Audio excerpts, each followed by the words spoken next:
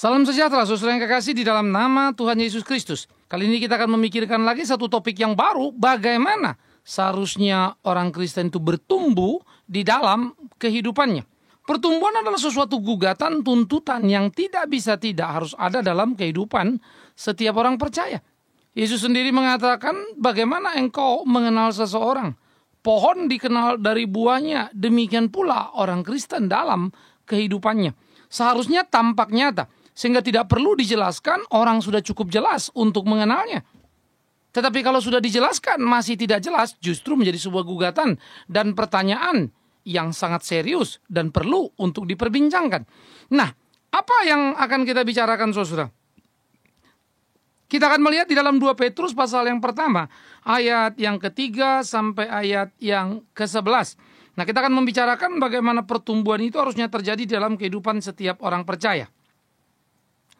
Dikatakan demikian, karena kuasa ilahinya telah menganugerahkan kepada kita segala sesuatu yang berguna untuk hidup yang saleh oleh pengenalan kita akan Dia yang telah memanggil kita oleh kuasanya yang mulia dan ajaib.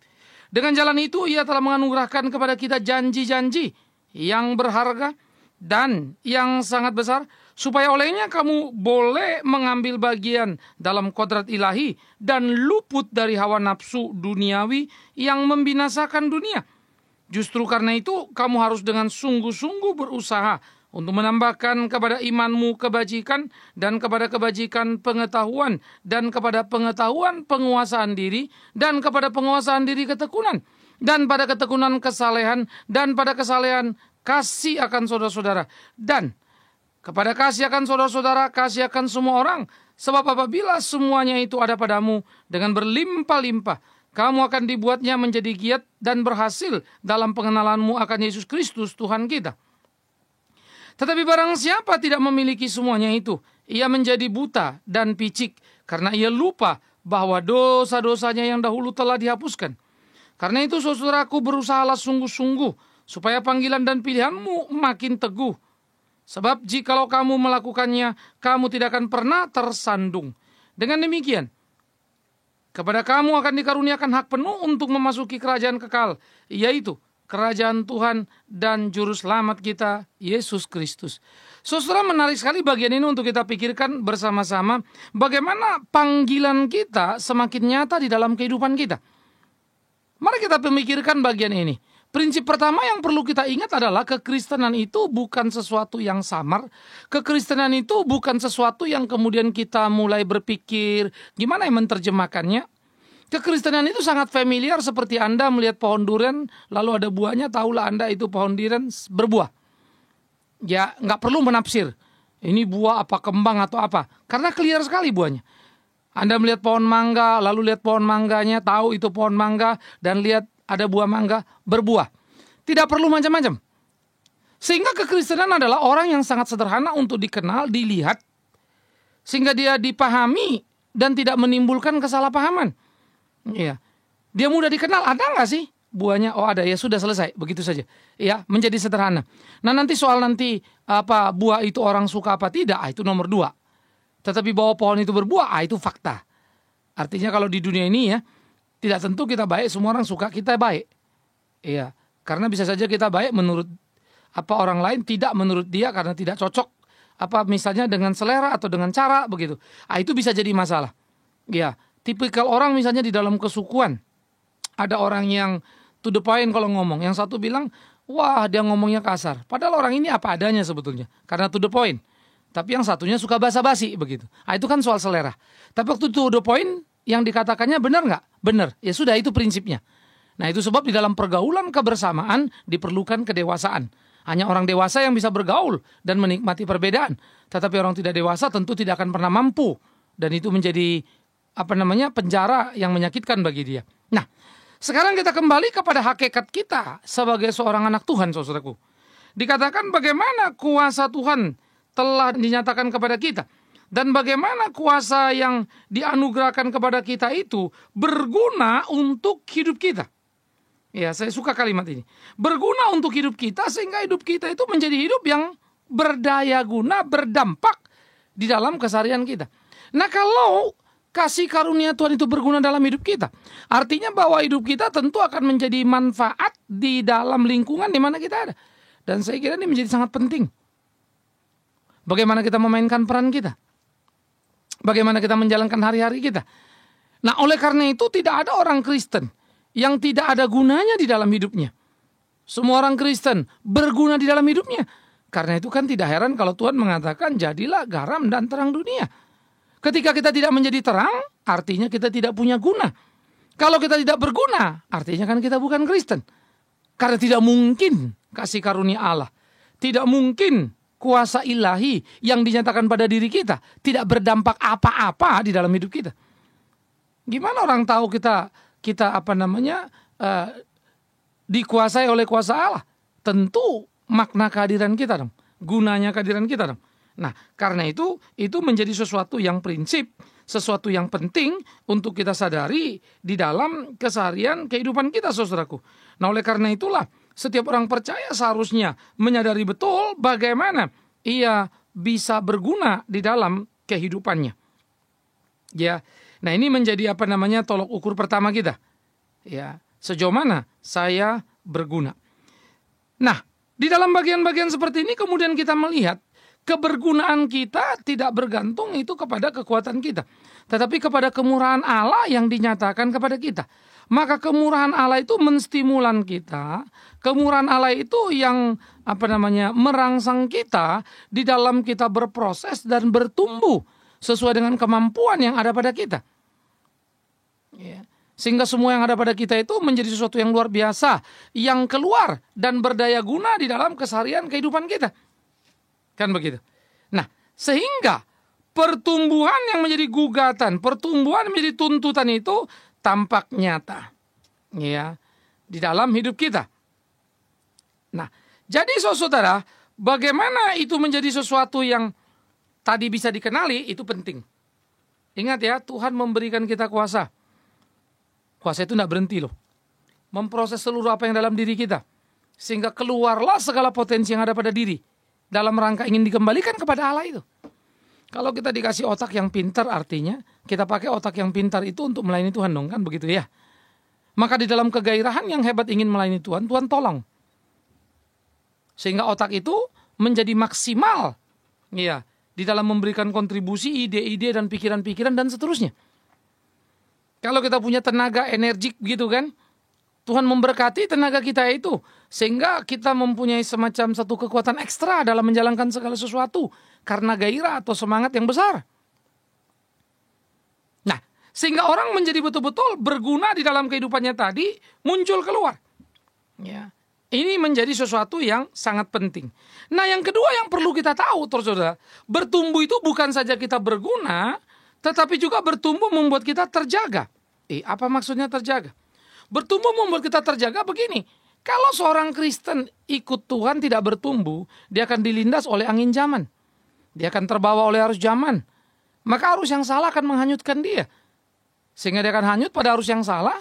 Dia tidak tahu harus kemana. Dia akan menghabiskan banyak waktu, akan menghabiskan banyak tenaga. Tetapi kemudian ia mengalami sesuatu yang tidak pas. Nah, kalau terjaga adalah begini. Pada waktu kita melayani Tuhan, kita berguna, lalu kita memakai terus-menerus, terjadi pertumbuhan, kita selalu terjaga. Artinya, tidak akan ada di mana kemudian setan bisa membawa kita ke tempat yang salah. Iya. Lalu kalau dibilang itu komputer ngeheng begitu ya, sehingga tidak terpakai atau sistemnya menjadi rusak, ya. Kalau mesin tiba-tiba dia kehilangan powernya, nggak akan. Tetapi terjaga karena sebetulnya dia di-maintain dengan baik-baik. Di-maintain lewat pertumbuhan itu sendiri. Di mana pertumbuhan itu tadi berazas guna itu. Menarik sekali. Sehingga dikatakan bagaimana engkau akan terjaga sehingga engkau tidak terjebak atau luput dari hawa nafsu duniawi yang membinasakan atau dari perangkap-perangkap setan yang menghanyutkan. Ya. Sehingga dengan demikian saudaraku, kita boleh ambil bagian di dalam pekerjaan yang Tuhan kerjakan. Kita terus terjaga di sana, melakukan setiap apa yang menjadi kehendak-kehendak Tuhan. Sehingga seluruh kehidupan kita menjadi kehidupan yang menyenangkan. Wow, saya mulai membayangkan sesuatu yang luar biasa sekali. Kita berandai-andai semua orang Kristen bertumbuh. Tapi memang seharusnya orang Kristen bertumbuh. Maka waktu dia bertumbuh di dalam proses, menunjukkan satu nilai, ia menjadi berguna buat lingkungannya. Waktu dia berguna buat lingkungannya, ia mempengaruhi lingkungannya, ia menciptakan perubahan-perubahan di lingkungannya. Selesai? Tidak. Tetapi dia juga terjaga. Terjaga artinya dalam semangat berguna tadi. Artinya begini, kalau saudara berguna tapi tidak bertumbuh, jadi kegunaan itu bisa hilang. Seperti pisau, kalau dipakai sesekali, tajamnya kurang. Pisau itu makin sering dipakai, makin tajam. Jadi jangan bilang pisaunya supaya tajam, jangan dipakai-pakai. Salah dong, bisa karatan. Jadi mesti sering-sering dipakai. Pakai. Waktu pakai dia terasa sendiri tuh. Nanti engkau tinggal gosok dikit, tancap lagi, pakai lagi, kan begitu. Sehingga pisau yang tajam terjaga ketajamannya dengan terus-menerus dipakai. Orang Kristen yang berguna terjaga kegunaannya dengan terus-menerus bertumbuh. Maka terus-menerus tadi membuat kita terjaga tadi di dalam koridor melayani Tuhan itu. Wow, luar biasa ya. Karena itu nggak mungkin lah orang Kristen nggak bertumbuh dalam pelayanannya kalau sungguh-sungguh. Tapi kita menomorsatukan yang mana, membuat skala prioritas saja kadang-kadang kita nggak jelas. Ini memang membuat kita jadi masalah. Apalagi kalau berbicara tujuan spesifik begitu ya. Mau kemana? Arah mana yang mau digapai? Kita bisa jadi makin kurang pas. Nah, ini menjadi pergumulan-pergumulan tersendiri di dalam setiap kehidupan anak-anak Tuhan. Bagaimana anak-anak Tuhan itu harusnya mampu untuk bertumbuh dalam panggilan kehidupannya, bisa melakukan apa yang menjadi kehendak Tuhannya, sehingga hidupnya sungguh-sungguh hidup yang berkelimpahan. Hidup yang penuh dengan kemenangan. Nah, ini penting. Ini perlu. Nah, oleh karena itulah saudaraku yang kekasih, bagaimana semua proses itu berjalan, bagaimana semua proses itu bergerak di dalam sebuah dinamika yang penting, dalam sebuah dinamika yang menarik. Ini perlu untuk kita pahami, ini perlu untuk kita sikapi. Jadi hidup kita harus berguna. Yang kedua tadi, hidup kita harus terjaga. Oke. Nah, oleh karena itu pula dikatakan oleh Alkitab, kalau kau tidak bertumbuh, ya, tidak berguna, tidak terjaga, maka dikatakan apa? Engkau akan menjadi buta, picik.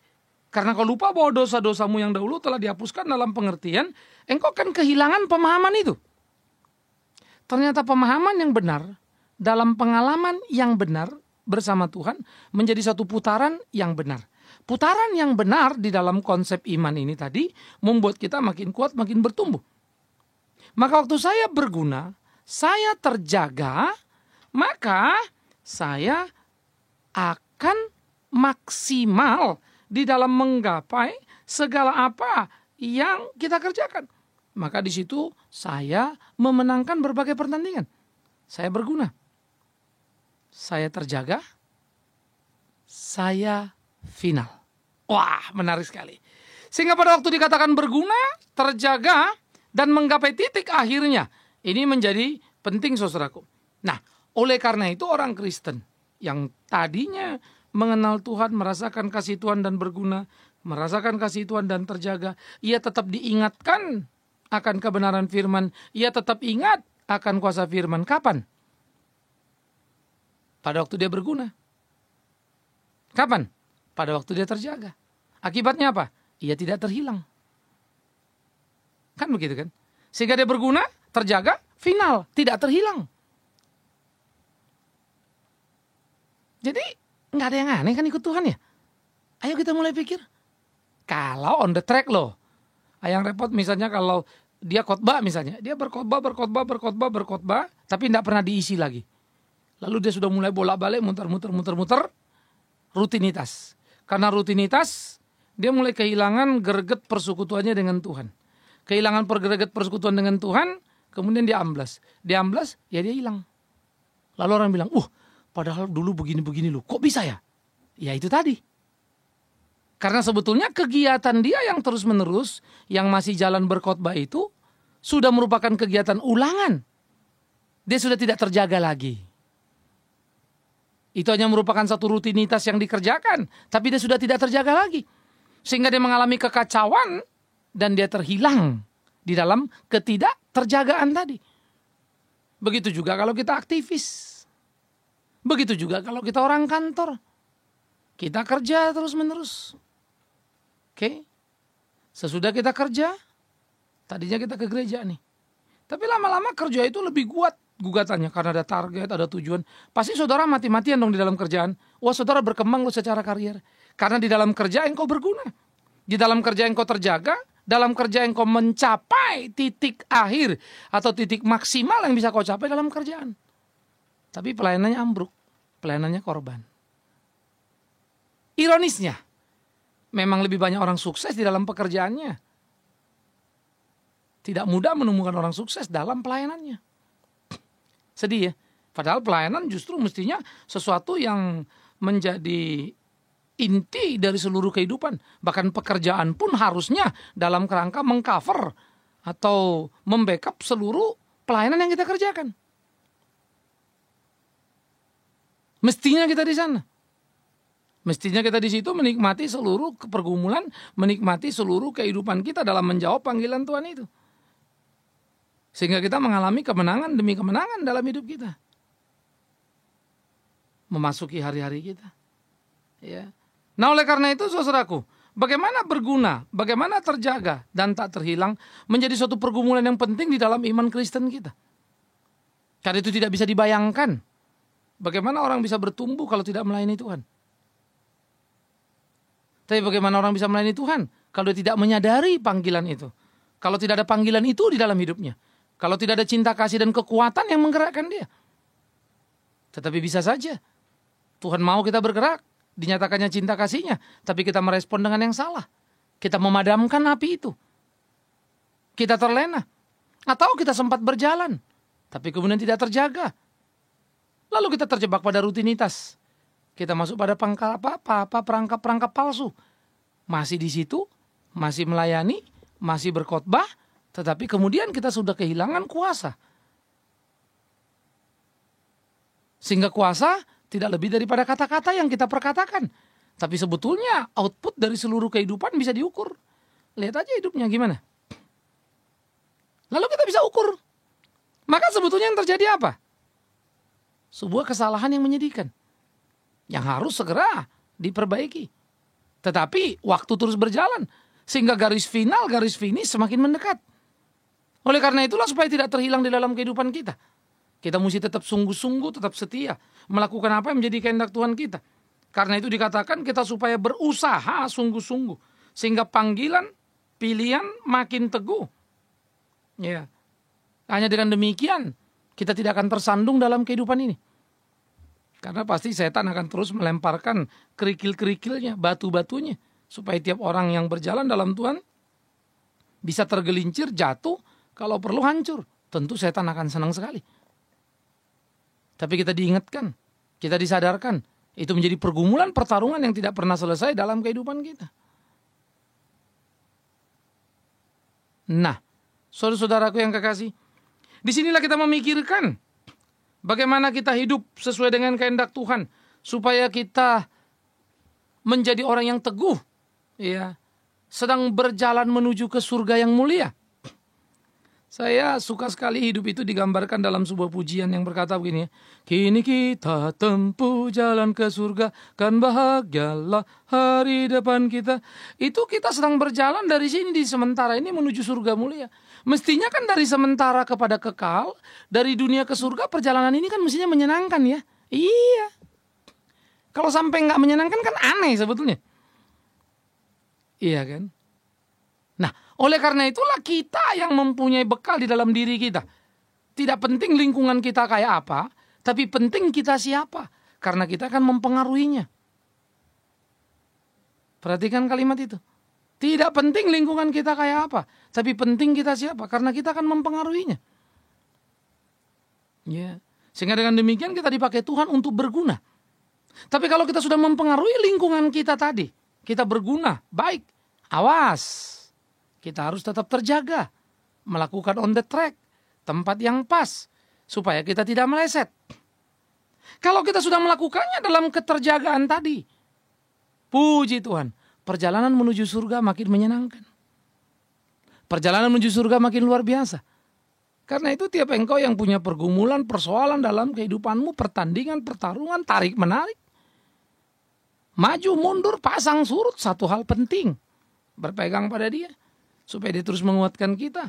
Dan kita memenangkan pertempuran ini. Dan berbahagialah. Bukan karena berapa uangmu. Berbahagialah. Bukan karena berapa besar rumahmu. Berbahagialah. Bukan karena apa posisimu. Tapi berbahagialah. Karena Tuhan menghidupi hidupmu. Dan engkau hidup di dalam takut akan Dia. Hidup melayani Dia. Maka puaslah engkau. Karena Dia akan mencukupkan seluruh apa yang menjadi kebutuhan. Jadi bergunalah, terjagalah, dan jangan terhilang. Gapailah garis final. Maka itu akan menjadi kemenangan, gegap gempita yang menyenangkan di dalam kehidupan kita. Nah, berbagai aspek lain saudara akan kita pikirkan. Terus saudara mengikuti, menggumuli bagian-bagian ini. Supaya Tuhan terus menuntun, membimbing kita. Hari ini kita sadar, kita harus bertumbuh. Menjadi orang yang berguna di dalam Tuhan. Terjaga, dan mencapai garis finish kita. On the track. Amin. Mari kita berdoa. Ya Tuhan, kami bersyukur, kami berterima kasih kepadamu untuk cinta kasih-Mu dalam hidup kami. Bersyukur untuk apa yang bisa kami renungkan dari firman-Mu. Terus ajar kami hidup sesuai dan seturut dengan kehendak-Mu. Melakukan apa yang Kau mau. Sehingga di dalamnya nama Tuhan dipermuliakan. Terima kasih. Semua pergumulan kami serahkan dalam tangan-Mu. Demi Yesus Kristus Tuhan yang hidup. Kami berdoa bersyukur dan terus mohon pimpinan Tuhan. Terpujilah nama Tuhan, kekal selama-lamanya. Amin.